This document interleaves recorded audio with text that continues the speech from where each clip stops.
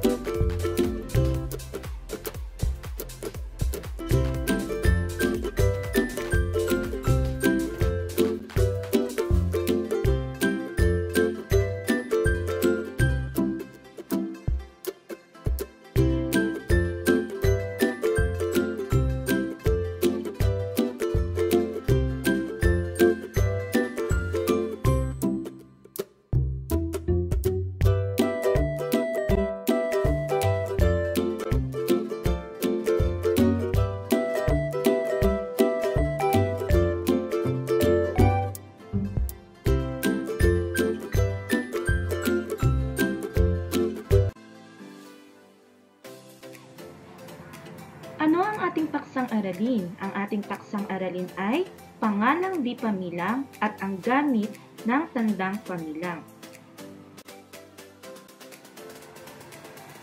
Ano naman ang ating tatalakayin na nakapaloob sa ating paksang aralin? Tatalakayin natin ang mga salitang tumutukoy sa bilang o dami ng pangalang di pamilang. Ito ay kilala rin bilang tandang pamilang. Bago natin ipagpatuloy ang ating aralin, sagutin muna natin ang ating unang pagsubok. Alalahanin na ang unang pagsubok ay sukatan lamang kung tayo ay may nalalaman na at dapat pang malaman tungkol sa paksang aralin. Para sa unang pagsubok, ang ating panuto ay piliin ang letra ng tamang sagot. Isulat sa papel ang iyong napili. Para sa unang tanong, ang pangalang di pamilang ay tumutukoy din sa tatlang. A. Pangalang di nabibilang, B. Pangalang nabibilang, o C. Pangalang pambala na.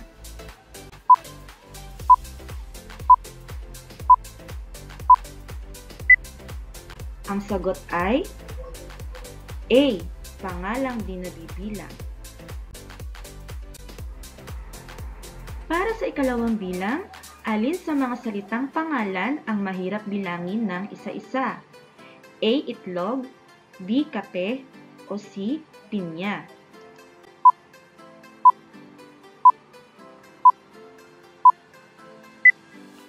Ang sagot ay B. Kape. Para sa ikatlong bilang, alin sa mga sumusunod ang pangalang di nabibilang? A. Labanos, B. Talong, o C. Munggo.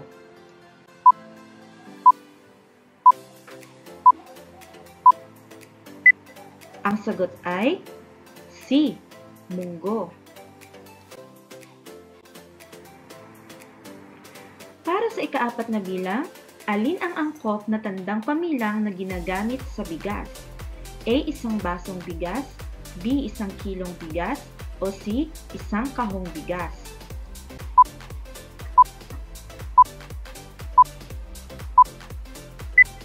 Ang sagot ay B. 1 kilong bigas. Para sa ikalima at huling bilang, nag-uwi ng pinong buhangin si Ate Rachel mula sa isla ng Mindoro. Alin ang pangalang di pamilang sa pangungusap? A. Ate Rachel, B. Buhangin, o C. Isla?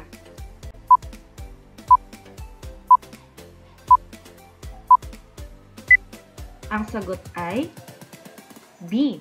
Buhangin. Nasagutan niyo ba ng wasto ang lahat ng katanungan? Kung ganon, masayang pagbati mula sa akin. Ngayon, tayo naman ay magbalik tanaw sa mga nakaraan nating aralin. Sa ating nakaraang aralin, kabilang sa ating tinalakay ang mga pangalang mahirap bilangin ng isa-isa. At ito ay tinatawag nating pangalang di nabibilang o pangalang di pamilang. Ilan sa mga halimbawa nito ay alkohol, bigas, asin, at asukal. At dahil natalakay natin ang kahulugan ng pangalang di pamilang, tingnan natin kung masasagutan natin ng tama ang mga sumusunod na tanong. Ang panuto ay, bigkasin ang PP kung ang salita ay pangalang pamilang at DP kung hindi pamilang. Para sa unang larawan, upo.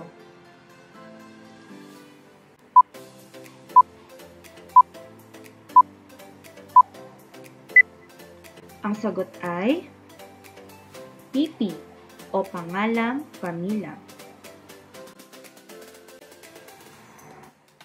Para sa susunod na halimbawa, asukal.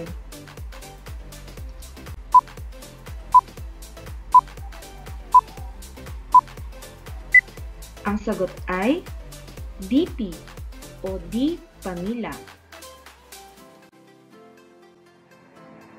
Para sa susunod na larawan, harina.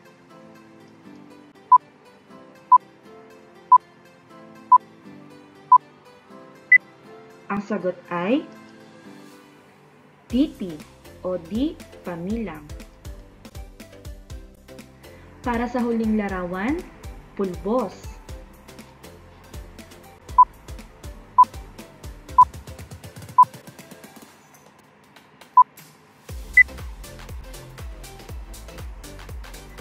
Ang sagot ay DP o di pamilang. Ngayong alam na natin ang kaibahan ng dalawang pangalan, alamin naman natin ngayon kung paano bilangin ang mga sumusunod na pangalang di pamilang. Ang unang halimbawa ay bigas. 1, 2. 2 sako ng bigas. Ang kasunod nito ay tubig. 1, 2, 3, 4. 4 na baso ng tubig. Para sa huling larawan, asukal. 1, 2, 3. 3 kutsara ng asukal.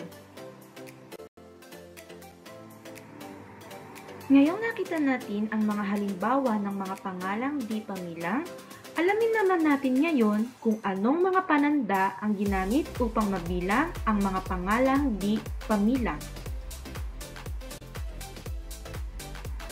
Balikan natin ang bigas. Ang ginamit ay 2 sako. Para sa ikalawa, tubig. Ang ginamit ay 4 na baso. Para sa asukal, 3 kutsara.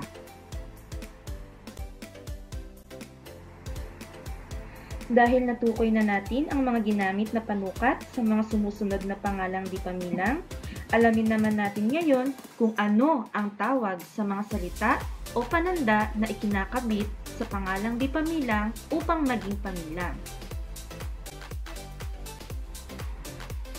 Ang tawag dito ay tandang pamilang.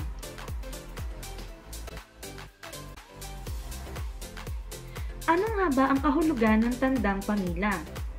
Ang tandang pamilang ay ikinakabit sa pangalang di pamilang upang ito ay maging pamilang.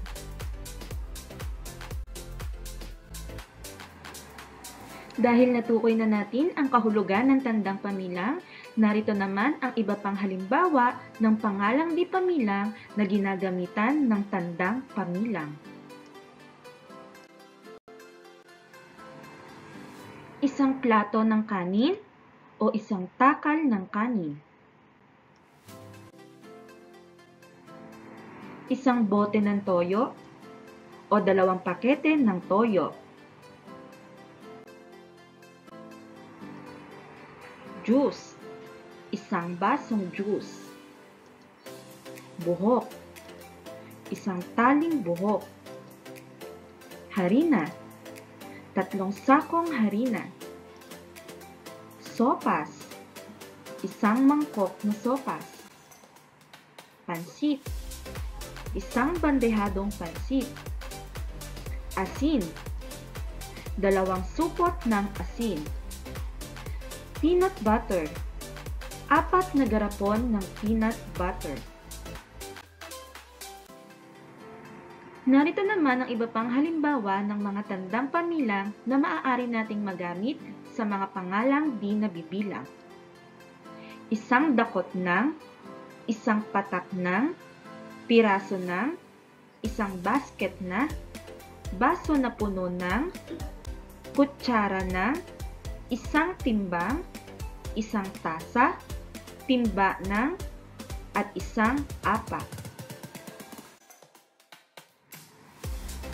At dahil alam na natin ang wastong gamit ng mga tandang pamilang at ilang halimbawa nito, ano naman ang mga dapat nating tandaan tungkol sa paksang aralin ito?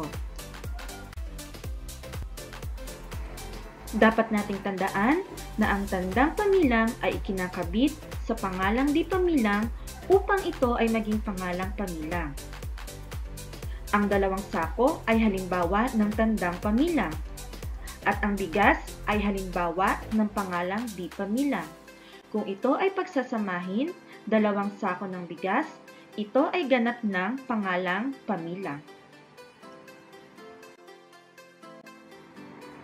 Ipagpatuloy natin ang ating aralin sa pamamagitan ng pagsagot sa ating gawain 1. Ang panuto para sa ating gawain 1 ay piliin sa loob ng kahon ang pangalang angkop sa bawat salitang pamilang. Isulat ang inyong napiling sagot sa isang malinis na papel.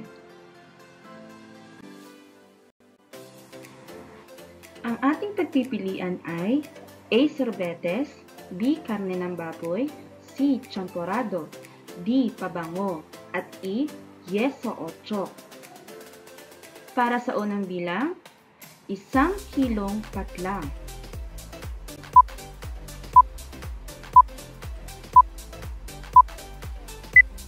Ang sagot ay B. Karne ng baboy. Para sa ikalawang bilang, 1 apa ng patlang.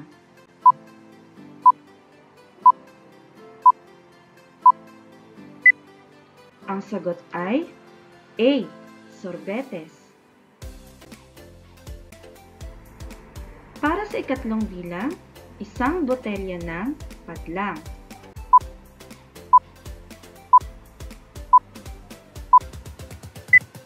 Ang sagot ay D. Pabango. Para sa ika-4 na bilang, 1 mangkok ng patlang.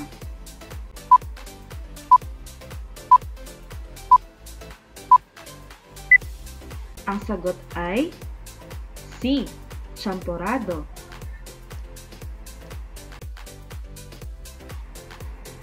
Para sa huling bilang, 1 kahon ng patlang.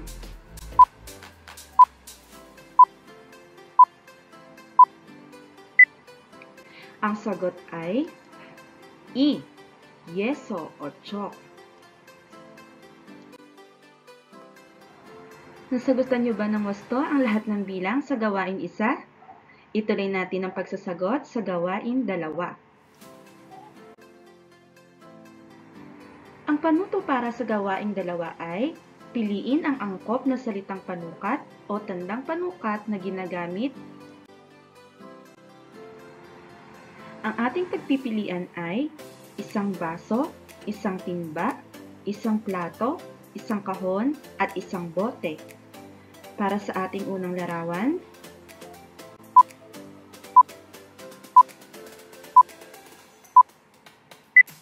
ang wastong sagot ay isang bote. Para sa susunod na bilang,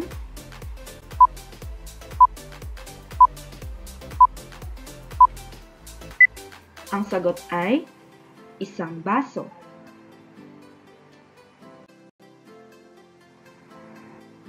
Para sa susunod na larawan,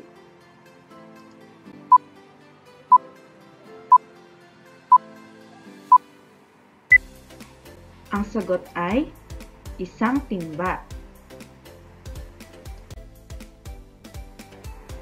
Para sa ika-4 na larawan,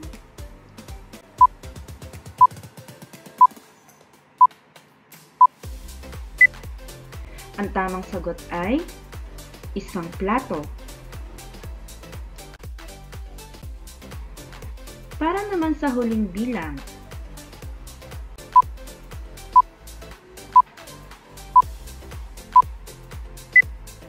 ang sagot ay isang kahon.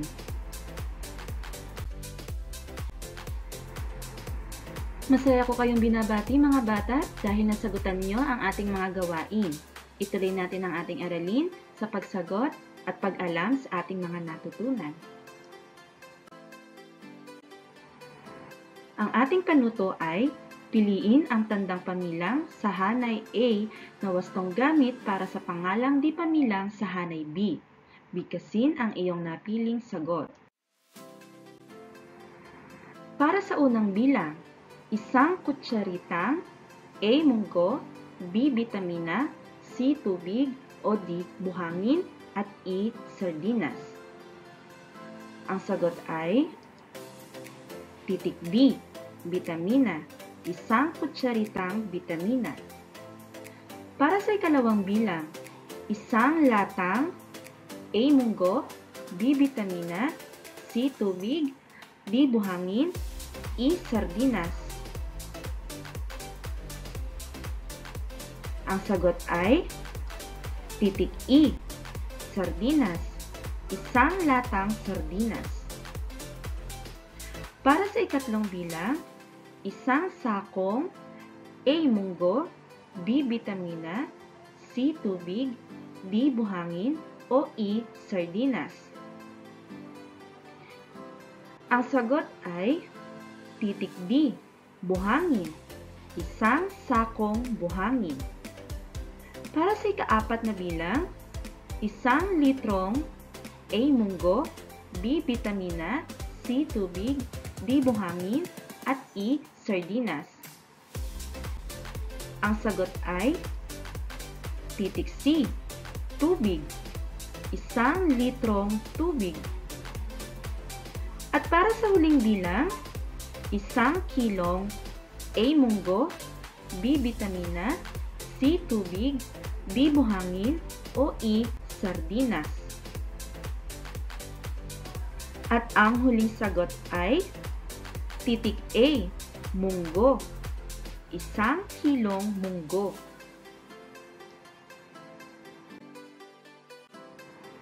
Magaling mga bata, nasagutan nyo ng maayos ang ating mga gawain. Ituloy natin ang ating aralin para sa pagsasagot sa huli at pangwakas na pagsusulit.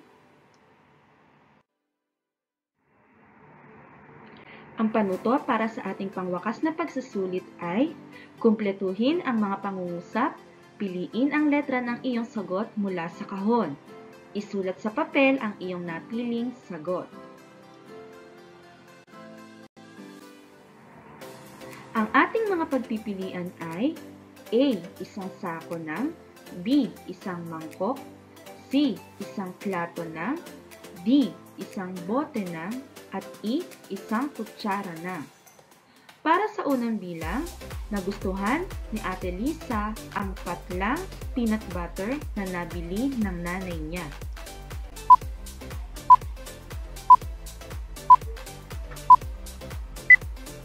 Ang wastong sagot ay titik D, isang bote. Para sa ikalawang bilang, masarap kainin sa almusal ang patlang sopas.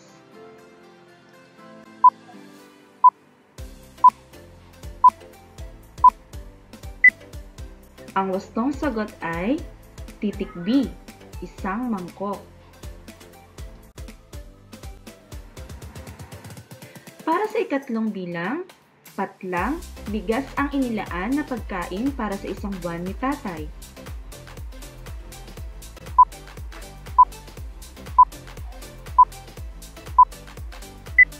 Ang sagot ay titik A, isang sako.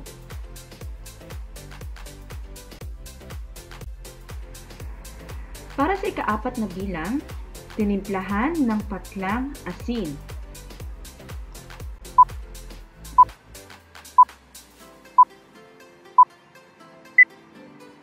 Ang wastong sagot ay isang kutsara ng.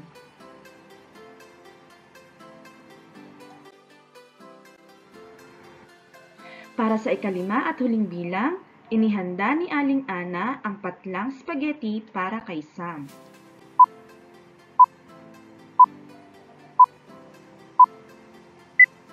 Ang huling sagot para sa huling bilang ay titik C, isang plato ng. Masaya ko kayong binabati mga bata dahil natapos nyo at nasagutan ng maayos ang ating aralin ngayon. Sana ay may natutunan at nadagdagan ang inyong kaalaman tungkol sa ating paksang araling Tandang Pamilang. Dito na nagtatapos ang ating aralin.